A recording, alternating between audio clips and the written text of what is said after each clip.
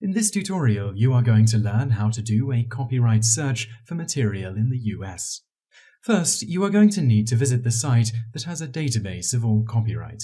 Visit www.copyright.gov/records, and on the page that loads, click Search the Catalog. You will redirect to a page which allows you to search for an item. You'll probably want to adjust the Search By option first, as it gives you an idea of what terms you can use to search by.